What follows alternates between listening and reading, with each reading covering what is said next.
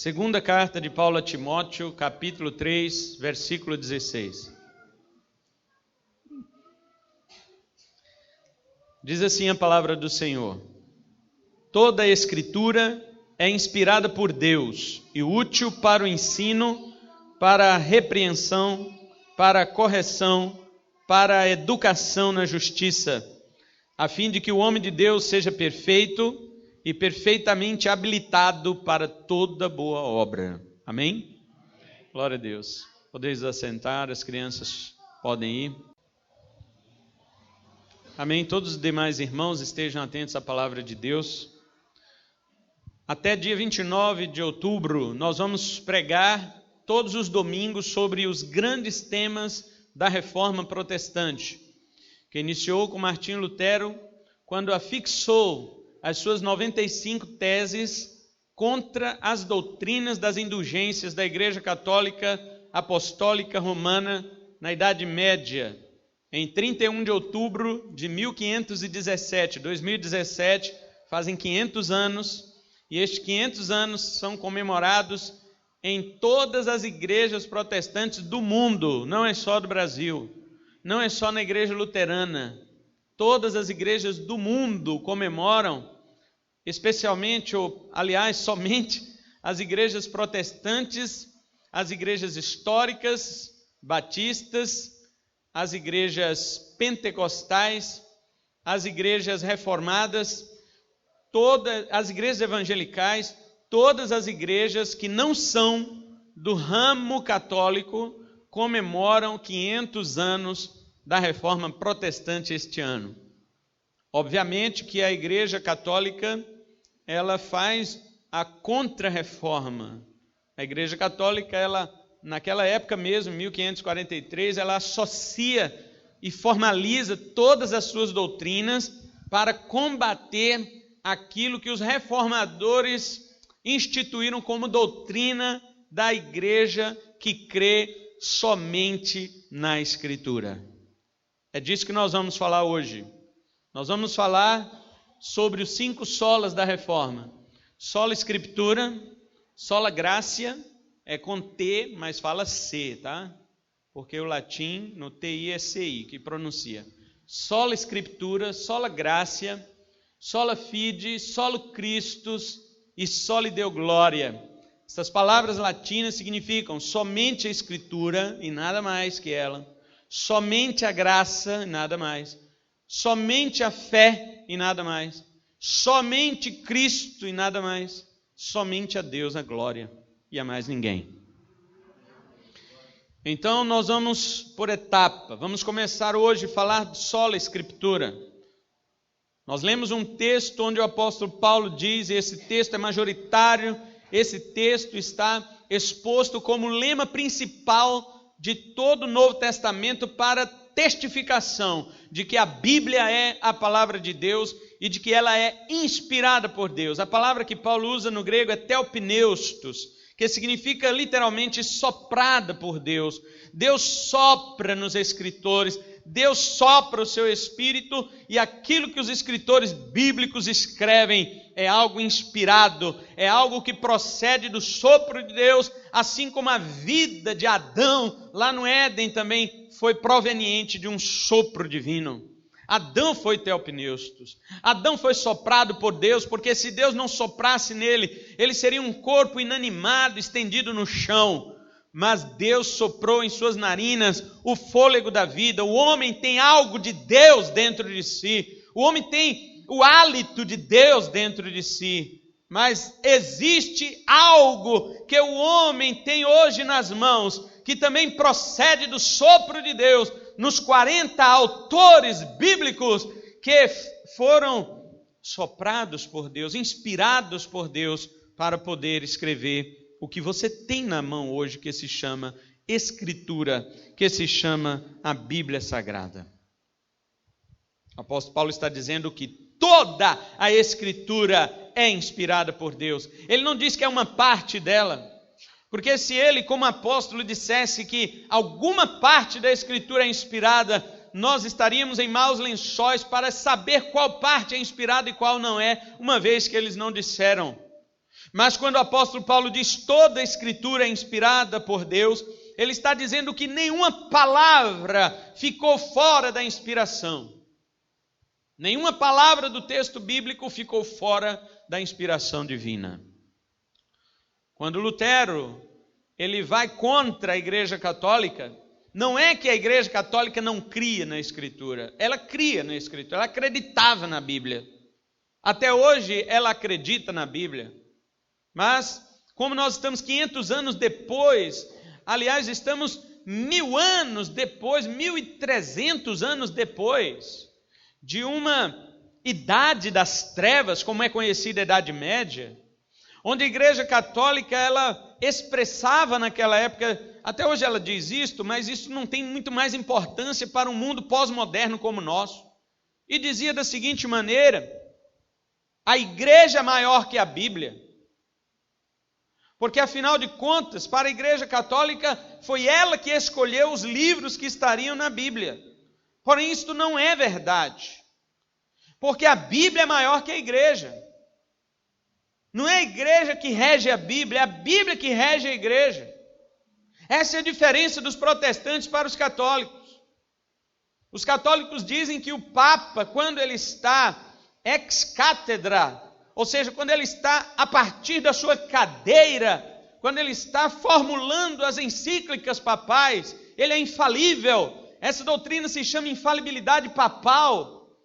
Uma das doutrinas absurdas do catolicismo romano, assim como outras doutrinas absurdas, como a Assunção de Maria, que Maria foi para o céu em corpo glorificado, assim como também virgindade perpétua, assim também como Imaculada Conceição, porque se os irmãos pensam que a doutrina católica da Imaculada Conceição significa que ela deu à luz a Jesus sem pecado, até nós concordaríamos, mas não é isto que a doutrina significa.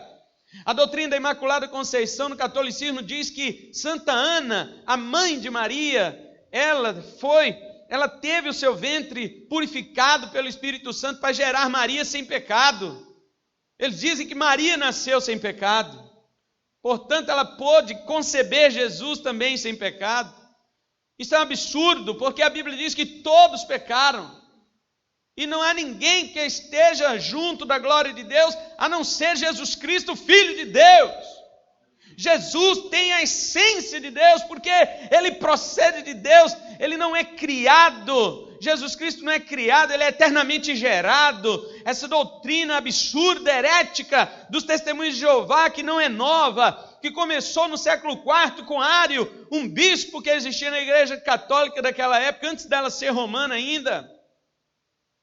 Ele dizia que Cristo foi criado na eternidade, e essa heresia prosseguiu até os nossos dias, sendo sustentada hoje pelos testemunhos de Jeová, dizendo: Jesus não é Deus. Jesus, ele é filho de Deus, ele foi criado na eternidade. Ora, se ele foi criado na eternidade, não é mais eternidade, porque na eternidade nada se cria. Senão não é eternidade. Como que pode criar uma coisa num ambiente chamado eternidade, onde não se conta o tempo? Se criou é porque não existia, agora passou a existir. Então, havia um tempo que não, agora um tempo que sim. Então isto não é eternidade. Essa contradição. Esse Jesus, esse Cristo ariano, esse Cristo, testemunho de Jeová, TJ hoje, ele não é Deus nem homem. Ele não é Deus porque eles afirmam que não é. Ele também não é homem, porque se ele fosse de fato um homem, ele não teria sido criado na eternidade, ele teria sido criado em algum dado momento do tempo. Ele é um híbrido. Este não é o Jesus da Escritura. Portanto, os irmãos, veem como nós estamos rodeados, meus queridos, de falsas doutrinas. Agora, eu não quero me espantar com estas coisas que estão do lado de fora, não. Porque estas coisas do lado de fora, elas são normais, o mundo é assim mesmo. O mundo, ele imagina coisas para tentar encontrar Deus. E como Paulo diz em Atos 17 aos atenienses, Paulo diz assim que o homem fica tateando, ele fica apalpando, tentando encontrar Deus. Isso é normal. O homem está em trevas, ele jamais vai por si mesmo encontrar a Deus. O que me espanta, sabe o que é, meus irmãos? é dentro das igrejas chamadas cristãs, evangélicas, protestantes, históricas, batistas, pentecostais, enfim, todas igrejas que romperam com o catolicismo romano e que são herança da reforma protestante. Hoje, estas igrejas não pregam os 5 solas. Estas igrejas não creem nos 5 solas. Só para vocês terem uma ideia, não creem somente na Escritura, porque creem também em um profeta, creem também em uma visão, um sonho que tiveram dentro do quarto de noite e acordaram assustados e falaram: Deus falou comigo. Deus pode ter falado com você, mas é só com você. Pela Escritura Ele fala a todos. A sua experiência é sua, a sua experiência não ensina ninguém, a minha experiência não ensina ninguém. A palavra de Deus ensina a todos nós. Essas pessoas não são só a Escritura, elas não acreditam somente na Escritura, porque elas escutam alguém falar, alguém pregar, um falso profeta pregar alguma coisa que está fora da Bíblia, elas acreditam também. Isso não é só a Escritura. Como que você pode crer só na Escritura se nem a Escritura você conhece? Alguém que pregar alguma coisa fora da Escritura, você vai concordar com ele porque você não conhece a Bíblia. E eu vou dizer, meus irmãos, dentro da igreja evangélica, as pessoas pregam o que não está na Bíblia, usando a Bíblia. Por isso que para algumas pessoas fica difícil de saber o que é e o que não é. O que é verdade e o que não é verdade, o que procede de Deus e o que não procede. De Deus não procede meia verdade. De Deus procede somente a verdade e toda a verdade. Agora, se alguém começa a utilizar a Bíblia para os fins manipuladores, enganadores, esta pessoa não é digna de crédito. Mas como é que você vai saber se ela não é digna de crédito se você não conhece a Escritura? Não, você vai dizer assim, igual todo mundo fala. Não, falou de Deus, tá bom. Você vai dizer igual todo mundo fala, abriu a Bíblia, é Deus que está falando. Meu querido, o diabo também abriu a Bíblia. Você sabe quem foi o primeiro intérprete da palavra de Deus? Satanás. Satanás foi o primeiro intérprete da palavra de Deus. Porque Deus disse para o homem: de toda árvore do jardim comerás livremente, mas da árvore do conhecimento do bem e do mal dela não comerás, porque no dia em que dela comeres certamente morrerás. A Bíblia diz que Satanás chegou para a mulher, para a mulher e disse para ela: olha, é verdade que Deus disse... Olha a interpretação de Satanás. É verdade que Deus disse que você não pode comer de nenhuma árvore do jardim, nenhuma. Deus quer que você morra de fome? Olha a interpretação que Satanás deu para a palavra de Deus. E a mulher diz: não, nós podemos, só que essa aqui a gente não pode comer e nem tocar. E Satanás, quando ele percebeu que a mulher também torceu a palavra de Deus, porque Deus não falou nada de tocar. Você pode tocar na árvore, você pode brincar nela, você pode derrubar os frutos, você pode brincar de pique-esconde com Adão nessa árvore. Não tem problema. Você não pode comer. Só que a mulher, ela mentiu, porque ela também desejava aquilo ali. E Satanás percebeu, porque, meus irmãos, apesar de Satanás ser o pai da mentira, ele conhece a verdade. Aliás, ele só é o pai da mentira porque ele sabe o que é a verdade. E então ele pode distorcê-la. Agora, quem é enganado pela mentira é porque não conhece a verdade. Então, a Igreja Católica, na época de Lutero, não é que ela não cria na Escritura, ela cria na Escritura. A questão é que ela não cria só na Escritura. Por isso, a Reforma traz esse lema, sola Scriptura, no latim, somente as Escrituras. A Igreja Católica cria na Bíblia, mas ela também cria nas encíclicas papais. A Igreja Católica cria na Bíblia, mas ela também cria na tradição da igreja. Mas agora eu quero dizer que as igrejas evangélicas, ditas evangélicas, elas creem na Bíblia, mas também creem nas falsas revelações. A igreja evangélica crê na Bíblia, mas ela também crê na falsa interpretação da Bíblia. A igreja evangélica, ela crê na Bíblia, mas ela também crê nas experiências pessoais que ela tem. A igreja evangélica, ela crê na Bíblia, mas ela também crê nos falsos profetas. E aí? Estamos em sola Escritura? Precisamos retornar às mesmas propostas da reforma. Precisamos retornar à Escritura, meus irmãos. Porque o que nós temos visto hoje são pessoas que estão deixando absolutamente a Bíblia. Deixe-me dar um exemplo para você. Há pastores que agora eles deixam a Bíblia aberta no púlpito apenas para enfeite, mas eles não vão pregar sobre ela. Eles não vão pregar sobre ela, eles vão contar suas experiências, eles vão contar as coisas que Deus fez, a coisa que isso que aconteceu com ele, que aconteceu com outro. Ele vai contar de várias, ele vai tentar ludibriar os ouvintes de alguma maneira para os seus propósitos secundários, que não são os propósitos da Escritura. Você acha que isto é uma igreja que pode se chamar de herança da reforma? Muito bem. Eu quero trazer aqui algumas razões, e são razões fortemente baseadas na própria Escritura, porque nós devemos viver o sola Escritura. Primeiro, porque a Escritura é soprada por Deus. Amém? Amém. A Escritura é inspirada por Deus, se formos assim, utilizar a tradução em português. Mas no grego ela quer dizer que ela é soprada por Deus. Este versículo que nós lemos, este termo no latino, inspiro, significa soprar para dentro. Por isso vem a palavra inspiração, que significa que Deus soprou para dentro do autor bíblico a sua verdade. Meus irmãos, prestem atenção em uma coisa. A Escritura, o seu conteúdo não é uma especulação filosófica.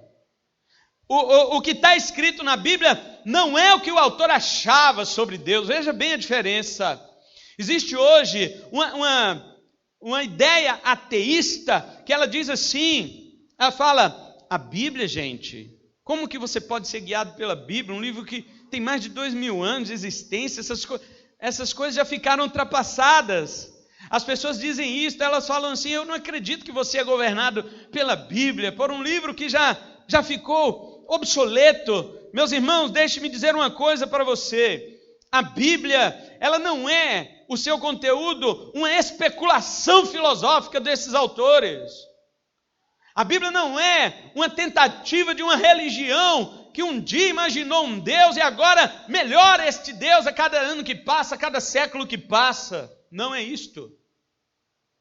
Observe que o pecado deixou o homem nas trevas. O homem só pode conhecer a Deus se Deus mesmo se revelar ao homem, porque se Deus não se revelar ao homem, ele morrerá em suas densas trevas. Então a Bíblia, conteúdo da Escritura, é Deus tirando o véu. A palavra revelar significa tirar o véu.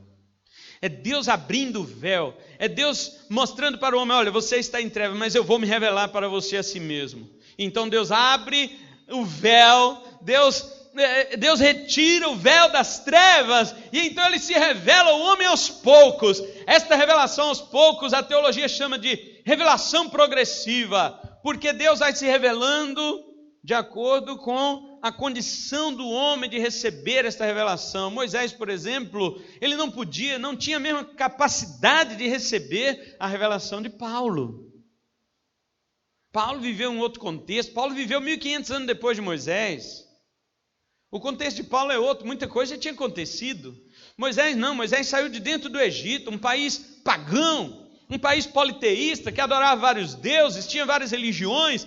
O Egito era um país que adorava o sol, que adorava o boi, como eles fizeram um bezerro de ouro, porque aprenderam aquilo no Egito. Moisés não podia receber a mesma revelação que Paulo. Paulo recebe a revelação que tem, por exemplo, Deus Pai, Deus Filho, Deus Espírito Santo, o que os pais da igreja chamam de trindade, a doutrina da trindade. Moisés não podia receber esta revelação. Porque para Moisés era de suma importância que Deus fosse um. De fato, Deus é um. Deus não é três, Deus é um.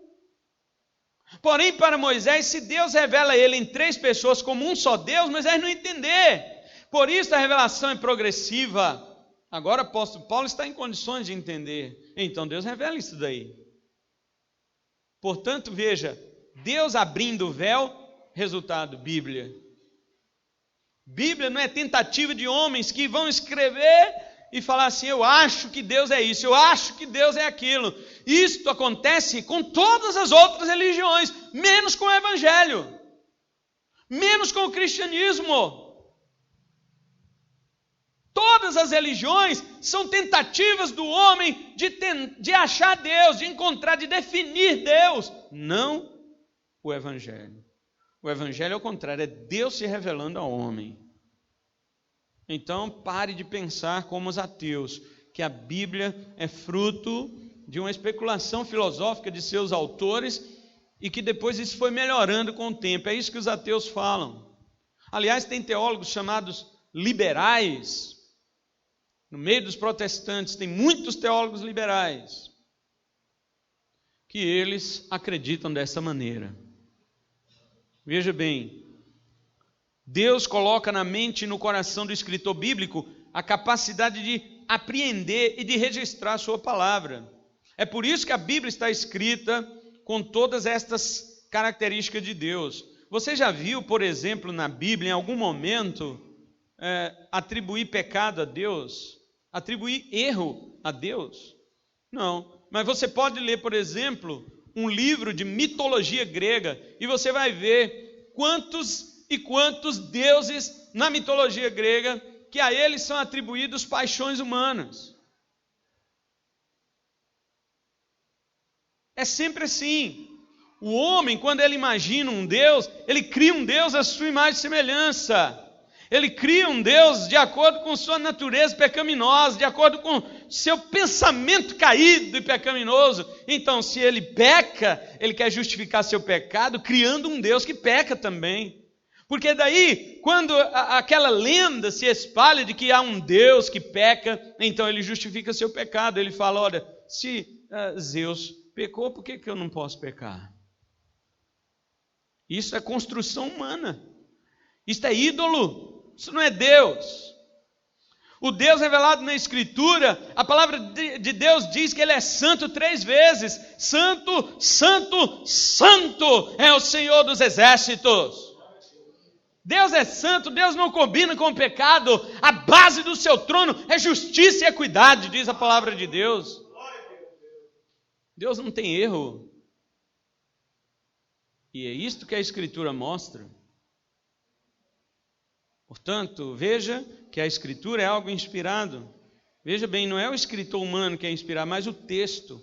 Paulo diz que é toda Escritura que é inspirada por Deus, não é o escritor. O escritor, ele recebe a direção do Espírito Santo. O apóstolo Pedro diz aqui, olha, 2 Pedro, capítulo 1, e o versículo 20 e 21, Pedro diz: sabendo primeiramente isto, que nenhuma profecia da Escritura provém de particular elucidação, porque nunca, jamais qualquer profecia foi dada por vontade humana. Entretanto, homens santos falaram da parte de Deus, movidos pelo Espírito Santo. Vocês estão entendendo a diferença? Qualquer livro que qualquer pessoa escrever procede de sua mente, não a Bíblia. A Bíblia procede da mente de Deus. E Deus usa homens para fazer isto. Ele usou homens. A Bíblia foi escrita por cerca de 40 autores distintos num período de 1500 anos. De Moisés, que foi o primeiro escritor, até João, que foi o último escritor, há um intervalo de 1500 anos. Muitos desses autores não se conheceram. E a Bíblia nunca se contradiz. Por quê? Porque o autor é um só, que é Deus. A mensagem vem de Deus, não vem do homem. Pede para um autor só escrever um livro, um só, ele contradiz ele mesmo no livro dele. Pede para 2, então a bagunça já está montada. Pede então para 40 fazerem um livro só. Aí sim você vai ver toda a bagunça generalizada, mas não a Bíblia. E isto eu me refiro a 40 autores aqui agora, que vivem junto, que têm a mesma cultura, mesma língua e etc. Mas a Bíblia, homens de cultura diferentes, de lugares diferentes, de línguas diferentes, homens que não conheceram uns aos outros, mas que o Espírito de Deus os guiava, os dirigia para escrever uma palavra infalível.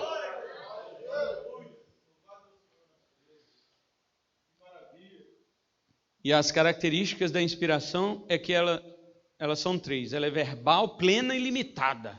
Verbal porque a Bíblia é inspirada palavra por palavra e não apenas os pensamentos principais. Tem gente que diz assim, não, a Bíblia tem os pensamentos principais dela que são inspirados, outros não. A Bíblia é totalmente inspirada.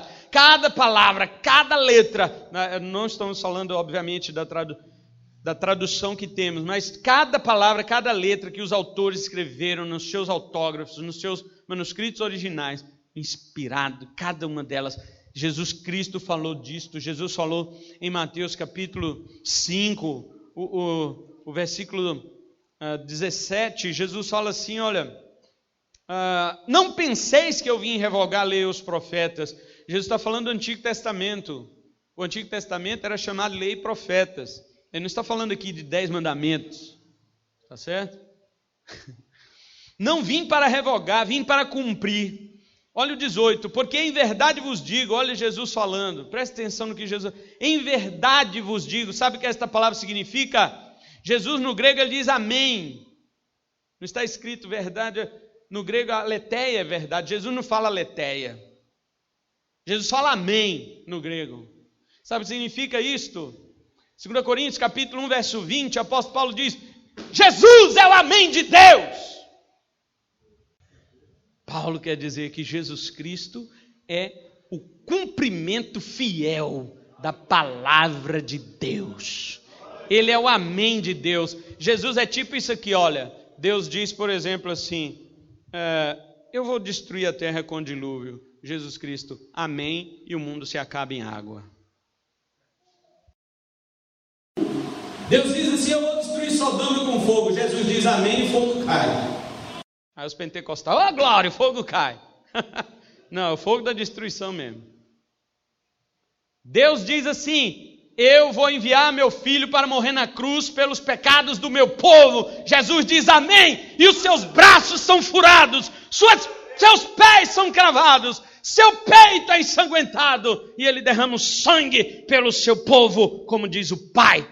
Toda palavra de Deus não falha, porque Jesus é o amém dele. É isso que Paulo quer dizer em 2 Coríntios 1:20. Por isso, quando Jesus fala em verdade, vos digo, ele não está dizendo aletheia. No grego, aletheia é verdade, mas ele está dizendo amém. Quando Jesus fala em verdade, duas vezes, ele amém, amém, no grego está escrito. Jesus Cristo está dizendo, jamais isto aqui que eu digo vai falhar. E ele diz no 18, porque em verdade vos digo, até que o céu e a terra passem, nenhum iode. O iode é a menor letra do alfabeto hebraico. Para os irmãos terem ideia, esta letra, para nós entendermos no português, ela parece uma aspa.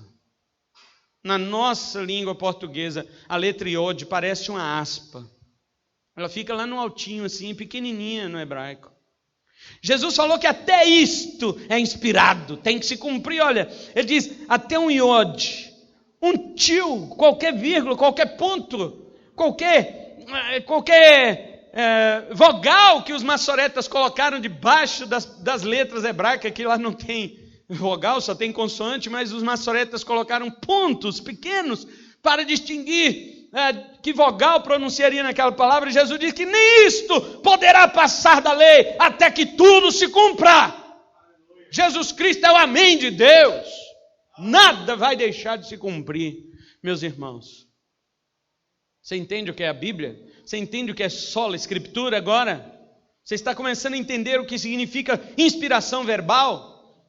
Cada aspa da Bíblia é inspirada. Crentes que pegam sua Bíblia e jogam ao relento. Não estou dizendo para você idolatrar a Bíblia. A Bíblia não é o Corão para você colocar no lugar mais alto da casa.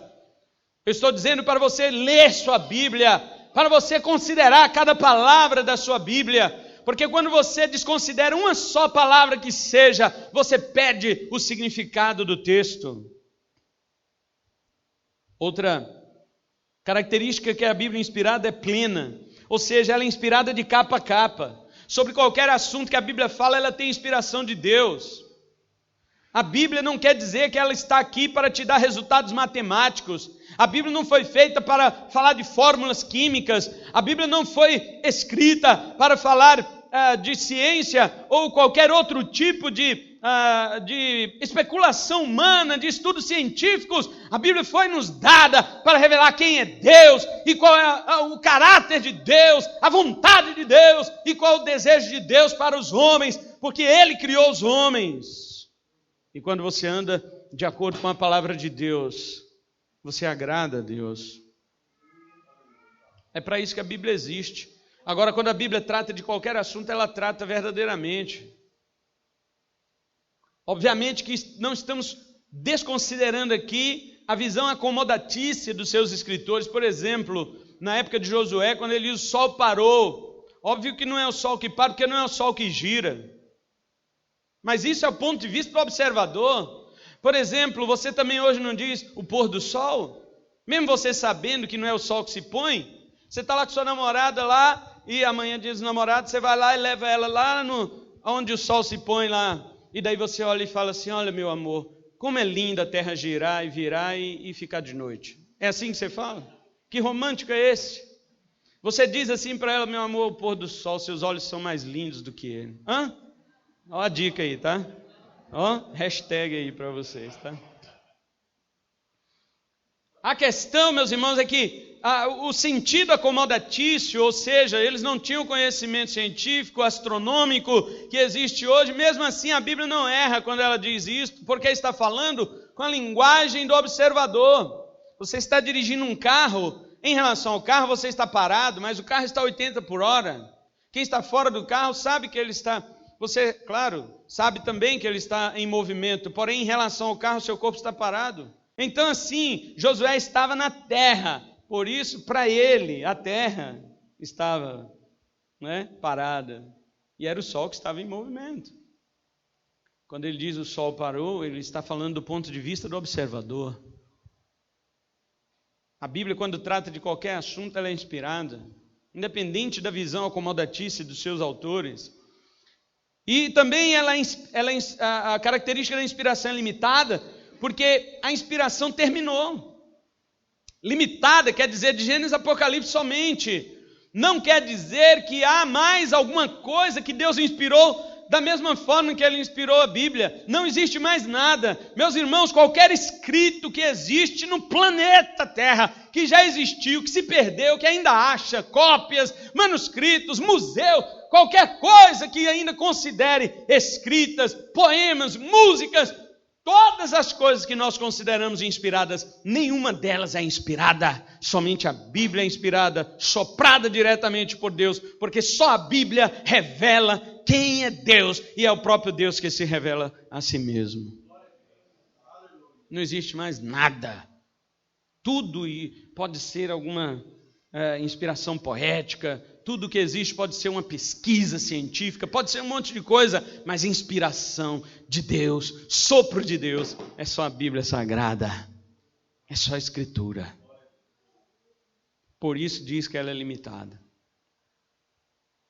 Então guarde que isto é o que significa inspiração. Ao prosseguir, quando você entende a inspiração da Bíblia, você chega a uma conclusão. A Bíblia tem autoridade. E é sobre isto que eu quero falar. Só que nosso horário já encerrou e eu vou falar isso domingo que vem. A autoridade da Escritura. Se ela é soprada por Deus, meu amigo, ela tem autoridade.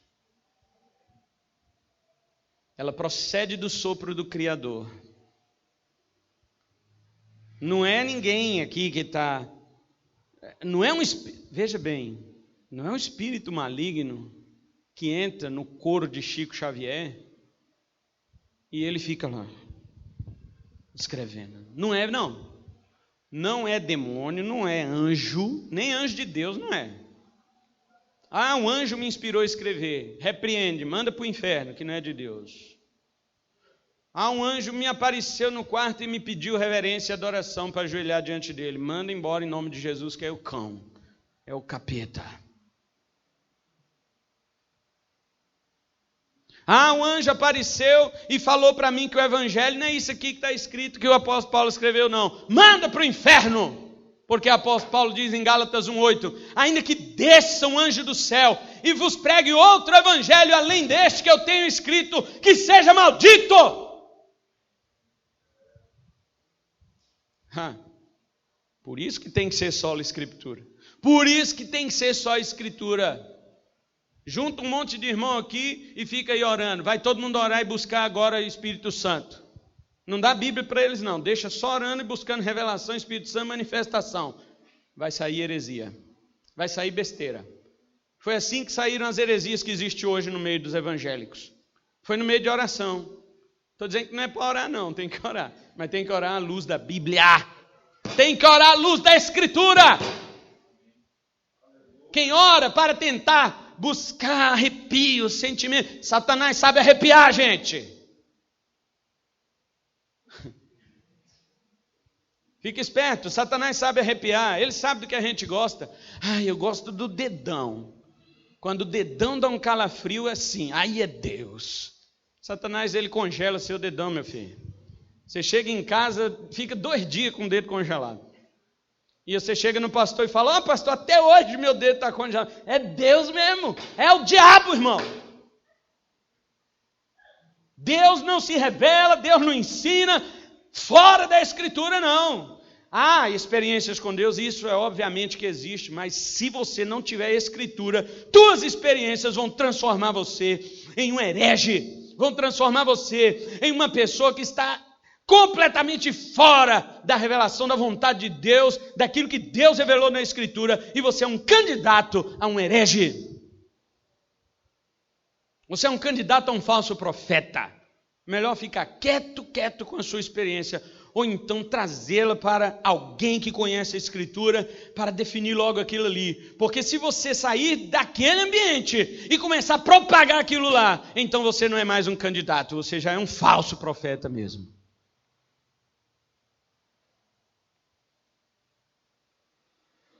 E isso não é novo, não. Não é novo, porque na história da igreja houve um homem também, né, que reuniu algumas pessoas, alguns irmãos, e começaram a orar. Vamos buscar o poder. E se afastaram da Escritura desde o início da igreja.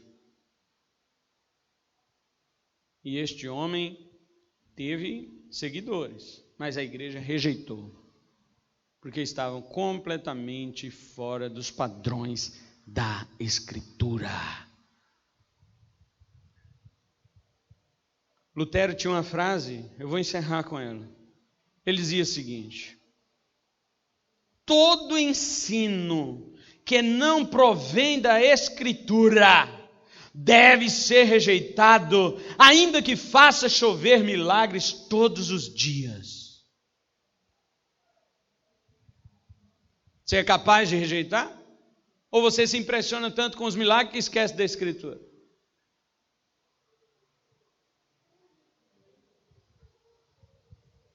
Infelizmente a igreja está assim hoje. Se impressiona com os milagres e esquece da Escritura. E você diz: irmão, mas esse cara não pregou a palavra. Não, pastor, mas ele curou o enfermo. Está vendo como hoje trocou? A operação do milagre está acima da Escritura, assim como a Igreja Católica diz que a igreja está acima da Bíblia. Você é um herdeiro da Reforma Protestante? Sim. Se é, então, Bíblia acima, nós embaixo.